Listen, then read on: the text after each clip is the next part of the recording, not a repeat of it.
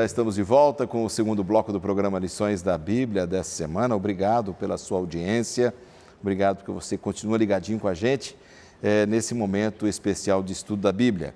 Quero apresentar para vocês aqui a oportunidade de terem em casa um curso bíblico da Palavra de Deus. É a série Princípios. Você pode receber gratuitamente em sua casa.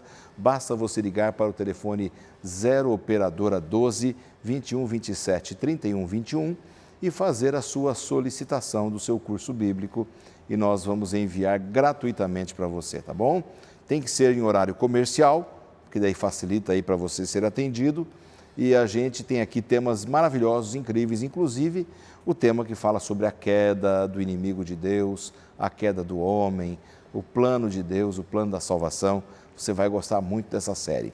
Se você preferir em nosso blog, o nosso blog é novotempo.com/lições da Bíblia. Você vai encontrar a imagem que você acabou de ver na sua televisão ali, clique em cima, faça o seu pedido e nós vamos enviar para você. Estudar a Bíblia muda a nossa vida, muda o nosso objetivo e muda o nosso futuro também. Faça isso da sua vida também, tá certo? Bom, amigos, estudando aqui o capítulo 12 de Apocalipse, né? 12 a 14 aí são capítulos importantes que estamos estudando nessa semana, mas especialmente aquilo que fala sobre a derrota do inimigo de Deus. Satanás, um inimigo derrotado. Já vimos aqui a mulher e o dragão, como Deus tem cuidado da mulher, que é a igreja, como Satanás, que é o dragão, tem procurado matar a igreja. Agora, a Bíblia diz aqui em Apocalipse 12, versos 7 a 9, que Satanás, então, que houve uma guerra no céu. Como é que foi essa guerra? É uma pergunta polêmica, eu nem sei se eu deveria ter feito, espero que eles respondam corretamente agora, porque senão nós vamos nos complicar. Mas a pergunta foi uma guerra literal ou foi mais uma guerra ideológica? Pastor, vamos ver a opinião de vocês. Licença aqui. A gente percebe que, na verdade, foi uma guerra mais de ideias. Por quê? Nesse contexto aqui do livro do Apocalipse, a gente percebe vários verbos que tratam sobre palavras. Por exemplo, aqui no versículo 11, ó. Aqui, desculpa, é o versículo 10. Então ouvi grande voz do céu proclamando: agora veio a salvação, o poder, o reino do nosso Deus e a autoridade do seu Cristo, pois foi expulso o acusador dos nossos irmãos. Tá?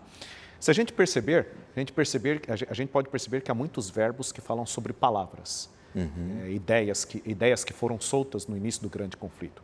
O inimigo é chamado de acusador e assim por diante. Então, na verdade, não, foi mais uma... Ele deve ter acusado muito, é uma guerra ideológica, entendeu? É uma guerra ideológica de troca de argumentos, na verdade. Por exemplo, outro detalhe, ó, aqui no versículo 4, diz assim: a sua cauda arrastava a terça parte das estrelas do céu. Há um simbolismo interessante, que é no livro de Isaías, capítulo 14, mostra que cauda é símbolo de engano.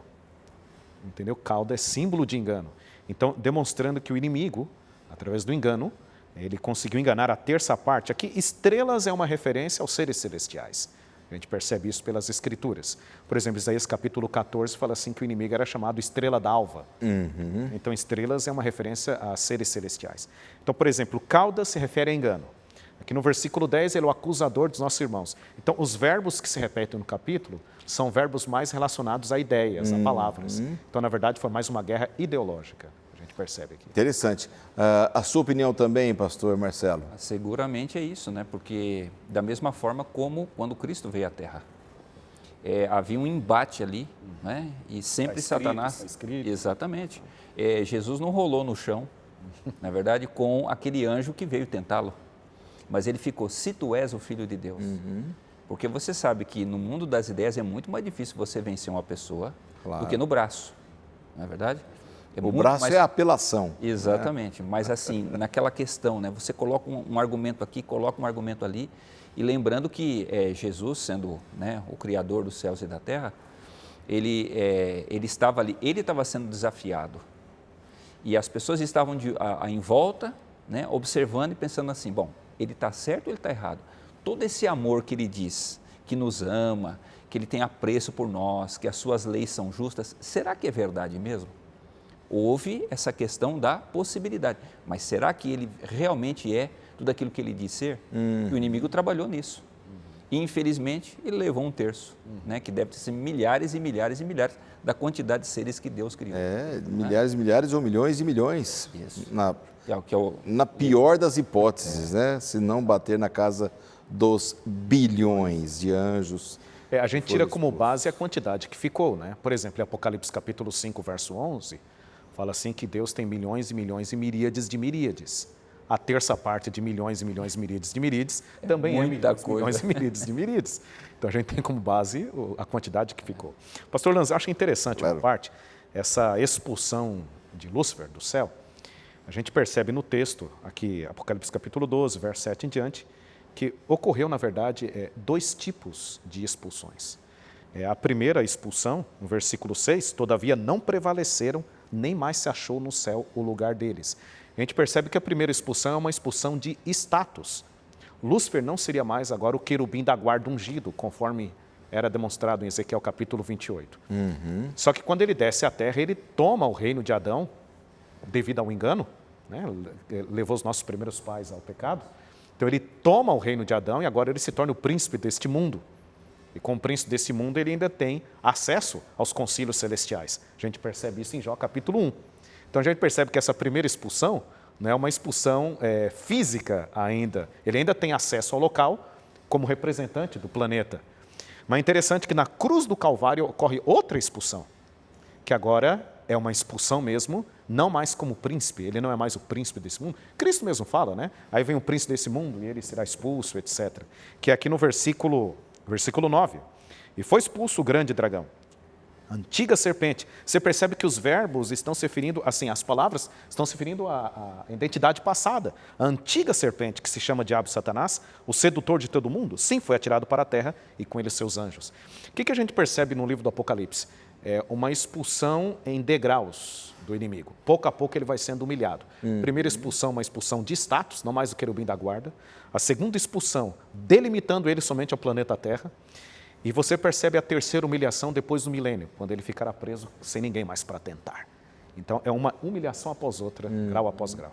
É uma coisa bastante interessante a sua análise, porque a gente percebe que foi um trauma muito grande. Não foi apenas um retirar de um lugar, um se retirar de um lugar, né? Satanás era um líder dos anjos, era um ser inteligente, é um ser inteligente, era muito mais antes. Então, ele não saiu assim, sem deixar um estrago muito grande. Ele, com certeza, ele manchou o universo. Questões precisariam ainda ser respondidas. Claro. Né? E essas questões elas foram respondidas na cruz do Calvário. Exato. Quando Jesus Cristo morre na cruz do Calvário, deixa patente ao universo inteiro o verdadeiro caráter do inimigo. E a mim me parece, pastor Marcelo, que o ódio dele com relação à humanidade foi muito grande quando ele percebeu, quem sabe, Jesus morrendo pela humanidade, né? A execução do plano da salvação aumentou o ódio que ele tinha pela humanidade e por Deus também, não é? Porque eu vejo assim, pastor, se existe uma coisa que o diabo não é aquela pessoa que não acredita na existência de Deus. Por quê? Porque ele viu. Eu e você precisamos crer pela fé. Deus existe. Não é? Então, ele conhece e sabe o amor de Deus, também o poder e tudo aquilo que Deus é. Ele andou, quantos séculos ou quantos milênios ele esteve lá no céu. Agora, quando ele vê Jesus descendo, aquele ser tão grandioso e morrendo, nascendo como criança, depois morrendo pelo ser humano, acho que ele pensou e disse assim, mas espera aí. Primeiro, todas as mentiras que eu falei a respeito, olha aí, não são verdadeiras. Eu fui desmascarado, como disse o nosso amigo aqui. Segundo, eu não contava com isso. Eu acho que o diabo, ele nunca contou que Deus fosse fazer aquilo que ele fez. Por quê? Aí eu faço um paralelo com aquilo que o pastor disse. Assim como ele foi se humilhando, lembre-se que Paulo diz lá em Filipenses 2, verso 5, que Jesus se humilhou.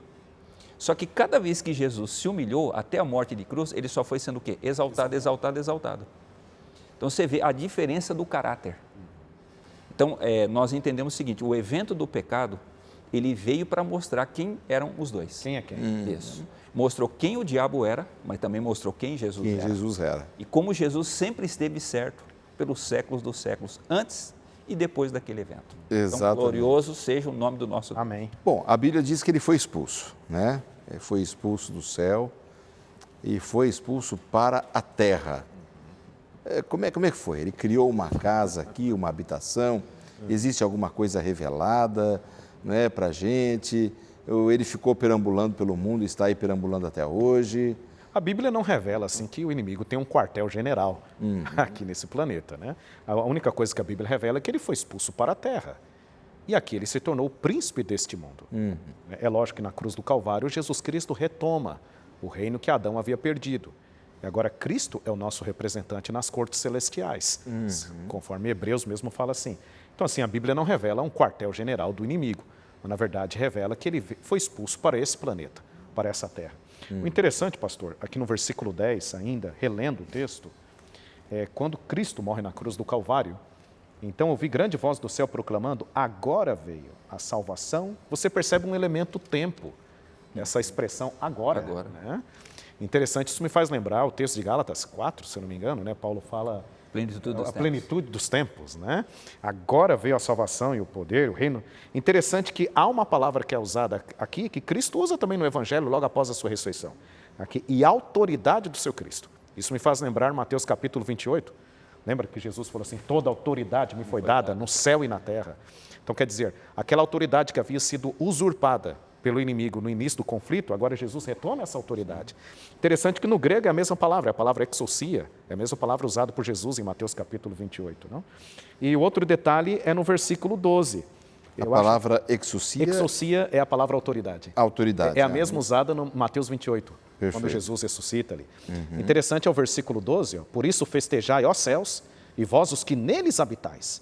Ai da terra e do mar, pois o diabo desceu até vós, cheio de grande cólera, sabendo que pouco tempo lhe resta.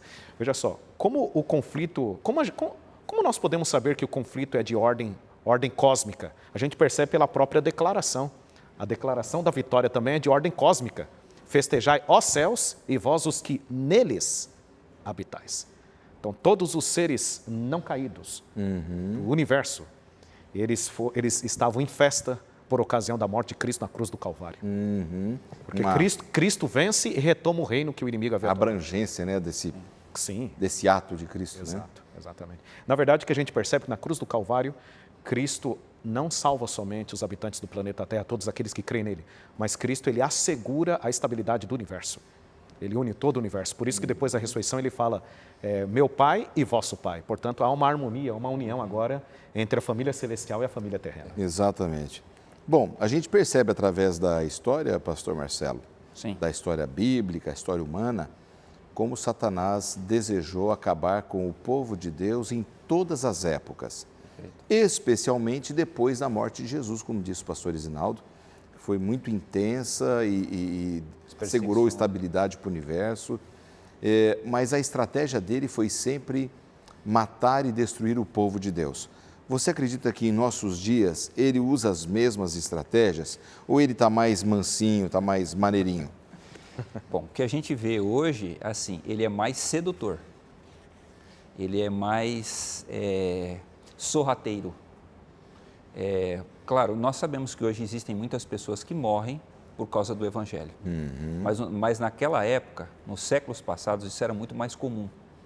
Então, mas por outro lado, você também vê muito mais pessoas assim, declinando da sua fé, por besteiras, por bobagens, pelas coisas deste mundo, do que simplesmente tendo que dar a vida, né? Não, olha, como eu não quero morrer, então eu vou renegar minha fé. Mas é corriqueiro você ver a pessoa trocando por, como a oferta lá, aquela questão de Esaú, né? Troca por um prato de lentilha. Sim, exatamente. Pelas coisas tão vis e banais dessa vida. Não, eu vou para a balada, eu vou para a festa, eu vou para isso, eu tenho que curtir minha vida, isso. Eu vou curtir minha vida. Sendo que a proposta do livro de Apocalipse é diferente, né? Ser fiel até a morte e dar-te a coroa da vida, né? A fidelidade está sempre envolvida, exatamente. Em todos os sentidos da vida. Né? Exatamente. Bom, meus amigos, está sendo muito bom conversarmos aqui juntos e o tempo vai passando rapidamente e já já nós vamos terminar o estudo dessa semana aqui no programa e você continue firme aí, porque em 2 minutos estaremos de volta com vocês.